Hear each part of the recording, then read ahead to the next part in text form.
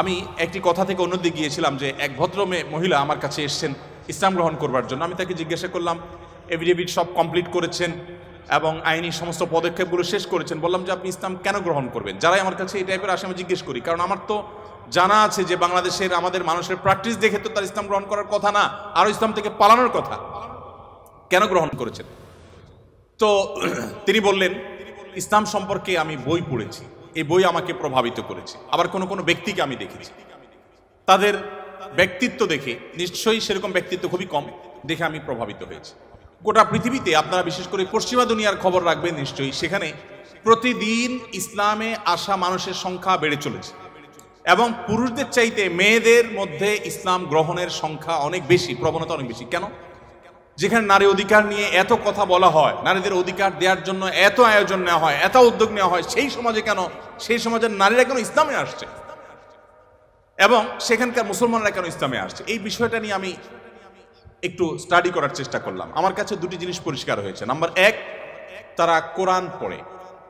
যারাই ইসলামের পথে এসেছে তাদের বেশিরভাগ মানুষ কোরআন পড়ে ইসলামে এসেছে। এবং ওমর রাদিয়াল্লাহু তাআলার কথা আপনারা জানেন, গোটা পৃথিবীর ইতিহাসে প্রবাদতুল্য শাসকদের একজন, ন্যায় বিচার প্রতিষ্ঠার ক্ষেত্রে দৃষ্টান্ত স্থাপন করা মানুষদের একজন, সে ওমর রাদিয়াল্লাহু তাআলা আনহু। তার ইসলাম গ্রহণের ইতিহাসও আপনারা জানেন। তিনি কিন্তু নবী সাল্লাল্লাহু আলাইহি সাল্লামকে হত্যা করার দায়িত্বে নিয়োজিত হয়ে সে দায়িত্ব পালন করার জন্য যাচ্ছিলেন। প্রতিমধ্যে তিনি তার বোন ভগ্নিপতির কণ্ঠের তেলাওয়াত শুনেছেন। এই ঘটনা বিভিন্ন ভাবে বর্ণিত হয়েছে, আপনারা জানেন। সেই তেলাওয়াত তাকে এতটা প্রভাবিত করেছে যে তিনি হত্যার পরিবর্তে বরং মুহাম্মদ সাল্লাল্লাহু আলাইহি সাল্লামের কাছে হাত দিয়ে তার হাতে ইসলাম গ্রহণ করেছেন। তার মানে কোরআন সামান্য একটু শোনার পর তার ভিতরে এরকম প্রভাব পড়েছে। আপনাদেরকে আরেকটা গল্প শোনাতে চাই। তুফাইল ইবনে আমর আদ-দুসি একজন বড় মাপের কবি ছিলেন ইয়েমেনের। শুধু বড় মাপের নয়, আমরা জাতীয় কবি বলে, তখনকার জাতীয় কবির কালচার ভাবে ছিল না, যদি থাকতো হয়তো তিনি ইয়েমেনের জাতীয় কবি থাকতেন তখনকার। তুফাইল ইবনে আমর আদ-দুসি, দুস ওনার গোত্রের নাম। উনি যেহেতু বড় সাহিত্যিক এবং কবি ছিলেন এবং সেই সময়ে কবি সাহিত্যিকদের অনেক কদর ছিল, বড় বড় রাজদরবারগুলোতে কবি সাহিত্যিকদেরই পদচারণা সবচেয়ে বেশি ছিল এবং সবচেয়ে বড় পুরস্কারগুলো তারাই জিততেন। প্রশংসা করে রাজাদেরকে বিভিন্ন কবিতা, বিভিন্ন পংক্তি, বিভিন্ন লেখা এগুলো উপহার দিলেই পুরস্কার পেতেন। তো তুফাইল ইবনে আমর আদ-দুসি যেহেতু সাহিত্যিক ছিলেন, ভিআইপি ছিলেন, তিনি মক্কা উমরা করতে এসেছেন। মুহাম্মদ সাল্লাল্লাহু আলাইহি সাল্লাম তখন গোপনে ইসলাম এর দাওয়াত দিচ্ছেন। মক্কায় আসার পর তার বন্ধু বান্ধব যারা মক্কায় ছিলেন, কবি সাহিত্যিক, তারা বললেন, দেখো আমাদের এখানে তো একটা লোক, তার কথা শুনলেই মানুষ তার জাদুতে আক্রান্ত হয়ে যায়, বাপদার ধর্ম ছেড়ে দেয়। তো তোমার ব্যাপারে আমরা আশঙ্কা করছি যে তুমি এরকম অবস্থার মধ্যে পড়তে পারো। তাহলে একটা বুদ্ধি হলো, তুমি কানের মধ্যে তুলো দিয়ে রাখো, দোনো কানের ফুটো এমনভাবে বন্ধ করে দাও যে তুমি ওমরা যখন করবা, তওয়াফ করবা, সাই করবা, এই টাইমে যাতে ওই ভদ্রলোকের কোনো কথা তোমার কানে না আসে, অ্যাটলিস্ট এই সময়টা তুমি এভাবে একটু পার করো। তিনি তাদের পরামর্শ অনুযায়ী দোনো কান বন্ধ করে ফেললেন এবং তিনি ওইভাবে কিন্তু ওমরার কাজ শেষ করলেন। একটা পর্যায়ে তার মনে হলো যে আমি এত বড় সাহিত্যিক মানুষ, বুদ্ধিজীবী মানুষ, পড়াশোনা করা মানুষ, একটা মানুষ কথা বলবে আর আমি গলে যাব, ভুলভাল বললেও আমি সেটা মেনে নিব, আমি তো এত অর্বাচীন না, আমাকে এত ভয় কেন পেতে হবে? তিনি কানের তুলো খুলে ফেলে দিলেন এবং এরপর তিনি হারামের কোন এক জায়গা থেকে কোরআনের কিছু আয়াতের অংশ বিশেষ তার কানে আসলো। আসার পর তিনি সাহিত্যিক মানুষ, বুঝলেন যে এটা তো এই মানের ভাষা, এই মানের সাহিত্য, এটা তো কোনো মানুষের রচনা হতে পারে না, বা এই ধরনের রচনা তো আমি আগে পড়ি নাই, এটা তো একটু ব্যতিক্রম মনে হচ্ছে। তিনি তখন মুহাম্মদ সাল্লাল্লাহু আলাইহি সাল্লামকে অনুসরণ করতে শুরু করলেন। পেয়ে গেলেন আলী রাদিয়াল্লাহু তাআলাকে, সম্ভবত আলীরই তেলাওয়াত শুনেছেন। তখন আলী রাদিয়াল্লাহু তাআলাকে বললেন, দেখো আমাকে তার কাছে নিয়ে যাও, মুশকিল হলো আমার বন্ধু বান্ধবরা দেখলে তো আমার জাত যাবে, বা তারা আমাকে এমন আছে টর্চারও করতে পারে, তাহলে এক কাজ করো, নিয়ে চলো। আলী সামনে সামনে যাচ্ছেন, উনি পিছিয়ে পিছিয়ে যাচ্ছেন। যে পরে তিনি ইসলাম গ্রহণ করলেন এবং তিনি অনেক টর্চারের মুখোমুখি হলেন। তার মাধ্যমে ইয়েমেন ইসলাম ঢুকে, প্রথম ব্যক্তি ইয়েমেন থেকে ইসলাম গ্রহণ করা। আমি আপনাকে 50টা ঘটনা শোনাতে পারবো যে মানুষগুলো ইসলাম গ্রহণ করেছেন শুধুমাত্র কোরআন স্টাডি করে, কোরআন পড়ে। আমি আপনাদেরকে আজকে আহ্বান করে যেতে চাই, বাই চান্স মুসলমান আমরা যারা আছি, আমরা একটু ইসলামটাকে বোঝার চেষ্টা করি, আমরা ইসলামটা একটু জানার চেষ্টা করি। আমরা অনেকে মনে করি কোরআন, হাদিস এগুলো হুজুরদের সাবজেক্ট, এগুলো শুধু ওনারা পড়বেন, আমরা শুধুমাত্র হুজুরদের মুখের দিকে তাকিয়ে থাকবো আর শুনবো। আপনি সেই ধর্মের অনুসারী, যে ধর্মের প্রথম নির্দেশ কিন্তু নামাজ পড়া নয়, যে ধর্মের প্রথম নির্দেশ কিন্তু রোজা রাখা নয়, যে ধর্মের প্রথম নির্দেশ হলো ইকরা, তুমি পড়ো। আপনি সেই ধর্মের মানুষ যেই ধর্মে আপনাকে জ্ঞান ভিত্তিক দিন আপনাকে গ্রহণ করতে বলা হয়েছে। আল্লাহ সুবহানাহু ওয়া তাআলা কোরআনে বলেছেন ফাআলাম আন্নাহু লা ইলাহা ইল্লাহ। ইমাম বুখারী রাহমাতুল্লাহ আলাইহি কোরআনের পর সবচেয়ে বড় বিশুদ্ধতম আপনার ব্যাখ্যা গ্রন্থ, সেখানে আল্লাহ রাব্বুল আলামিন যে কোরআনে আয়াতে বলেছেন এর আলোকে ইমাম বুখারী রাহমাতুল্লাহ একটা অধ্যায় রচনা করেছেন। আপনারা জেনারেল ব্যাকগ্রাউন্ডের মানুষ, আপনাদেরকে আমি কিছু এমন তথ্য দিতে চাই যেগুলো হয়তো আপনাদের জানা নেই, এবং সেটা এই জন্য দিতে চাই যে মুসলমানদের জ্ঞান বিজ্ঞানের চর্চা কোন লেভেলে ছিল, বিজ্ঞান তো বটে, সাধারণ জ্ঞানের চর্চাও কোন লেভেলে ছিল। ইমাম বুখারী রাহমাতুল্লাহর যে বুখারী শরীফের কথা আপনারা শুনেন, এই বুখারী শরীফ এটার যে শুধু ইয়েগুলো আছে, টাইটেলগুলো আছে, অধ্যায় এবং পরিচ্ছদের যে শিরোনামগুলো আছে, শুধু এই শিরোনামগুলোর ব্যাখ্যায় ভারতবর্ষের লেখক আছে, সারা ওয়ার্ল্ডের অন্যান্যগুলো বাদই দিলাম। শাইখুল হাদিস জাকারিয়া রাহমাতুল্লাহ আলাইহি ভারতের সাহারানপুরের উত্তরপ্রদেশের, তার লেখা আত-তারাজুম ওয়াল আবওয়াব আছে। আপনার এই টেবিলের এই মাথা থেকে মাথা পর্যন্ত হয়ে যাবে সবগুলো ভলিউম রাখলে। এতগুলো ভলিউম ভর্তি কিসে? শুধুমাত্র সহিহ বুখারীর শুধুমাত্র যে টাইটেল বা শিরোনাম আছে তার ব্যাখ্যা। এবং এগুলো এতটা একাডেমিক এবং এতটাই আপনার ডিপ নলেজের বিষয় এবং এলমি বিষয়, একাডেমিক বিষয়, যে আপনি যদি এখানে প্রবেশ করেন তাহলে আপনি এটার ভেতরে শুধু ঢুকতেই থাকবেন এবং সামনে আগতে থাকবেন। এটা আমাদের ঐতিহ্য। যাই হোক, তো ইমাম বুখারী রাহমাতুল্লাহ আলাইহির একটা অধ্যায়ের শিরোনাম ছিল এরকম যে তিনি লিখেছেন বাবুল কাউলি বিল ইলমি, বাবুল ইলমি ক্বাবলাল কাউলি ওয়াল আমালি বিহি। অর্থাৎ সে অধ্যায় এখানে রচনা করা হচ্ছে যে অধ্যায়ে প্রমাণ করা হবে ইসলাম কোনো কথা বলবার আগে, কোনো কাজ করবার আগে মানুষকে সেটা জানার নির্দেশ করে। অর্থাৎ আগে জ্ঞান অর্জন করো, তারপরে তুমি করো।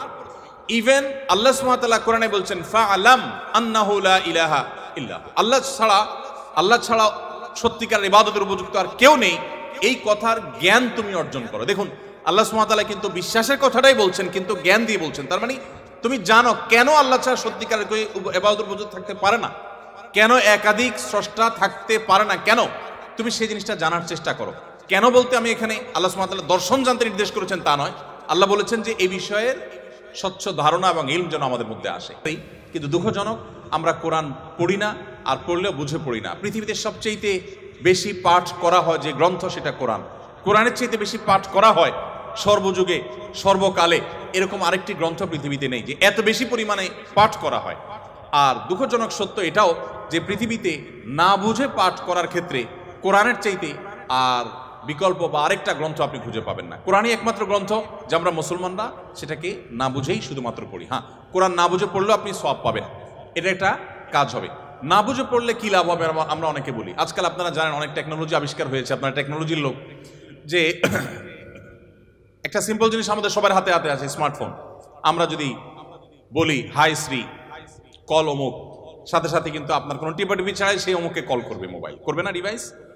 এখন তো আপনার আপনি কোনো রুমে বসে বলছেন যে গরম লাগছে, এসিটা অন হয়ে যাবে। আপনি জাস্ট বললেন, নির্দিষ্ট শব্দ উচ্চারণ করলেন যে আপনার কাছে গরম লাগছে, এসিটা অন হয়ে যাবে। আপনি বললেন যে না এখন শীত লাগছে, তো এসিটা কমে যাবে, বন্ধ হয়ে যাবে। টেকনোলজি এই পর্যন্ত চলে গেছে যা আপনি বলছেন সেটা সে ক্যাচ করছে এবং সেই অনুযায়ী কাজ করছে।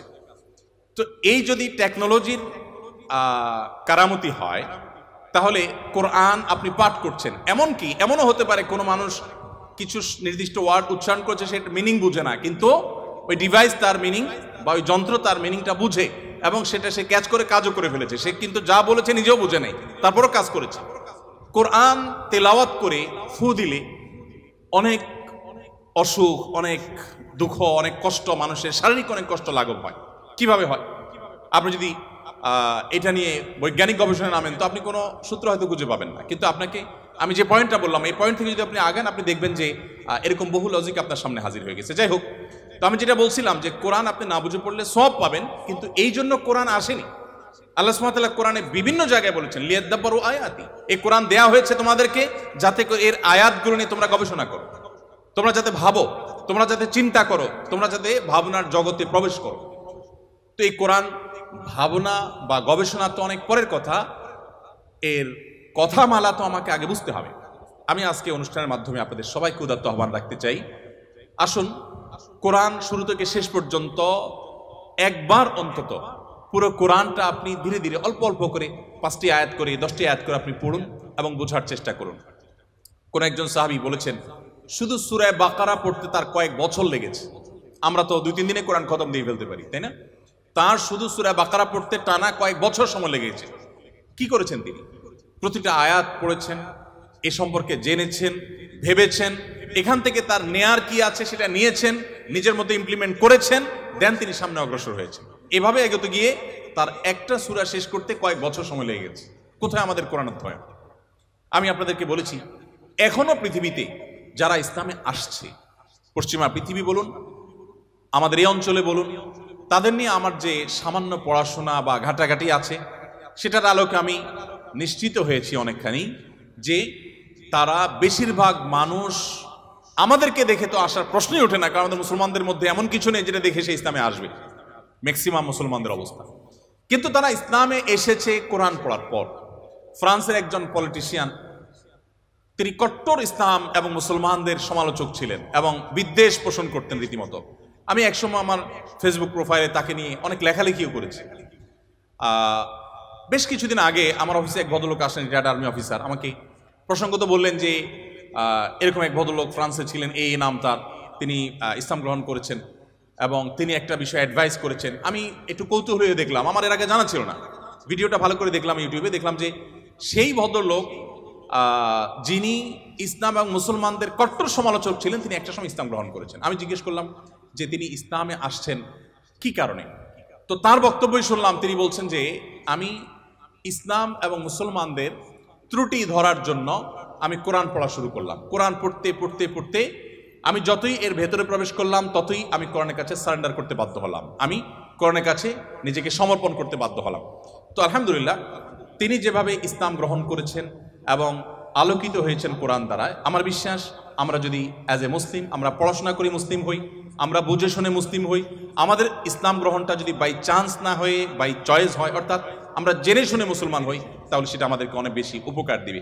আপনারা অনেকে জানেন কবরে বা আপনার আলমে বারজাক, কবর না বলে বলতে পারি আমরা আলমে বারজাক, মৃত্যুর পরবর্তী যে জগৎ, সেখানে মানুষের দেহাবশের যেখানে যে অবস্থায় থাকে সেখানে কিছু।